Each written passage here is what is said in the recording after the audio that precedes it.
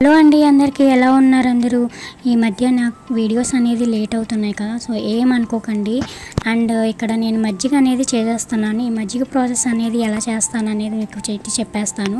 And నేను 3 to 4 days తర్వాత పెరుగు అనేది ఉంటుంది కదా, ఆ పెరుగు పైన ఉన్న మేగడని తీసేసి మేము పెరుగు అనేది యూజ్ చేసేస్తాము. పెరుగు యూజ్ చేసేసిన తర్వాత కొంచెం పెరుగు అనేది ఉంచుకుని తర్వాత ఇలాగైతే చేస్తాము. మజ్జిగ అనేది చేసిన తర్వాత ఇలా మనకి వెన్న అనేది ఫామ్ అయ్యింది కదా, ఈ వెన్న అనేది తీసుకుంటాను. 1 day 2 daysకి అయితే వెన్న అనేది సరిగ్గా రాదు కదా, అందుకని నేను ఎక్కువ రోజులు అనేది స్టోర్ చేసుకున్న తర్వాత నేను మజ్జిగ చేసి ఇలాగా వెన్న తీసుకుంటాను. తీసుకున్న తర్వాత నేను దాన్ని ఒక బౌల్లోకి అనేది స్టోర్ చేసేసుకుంటాను.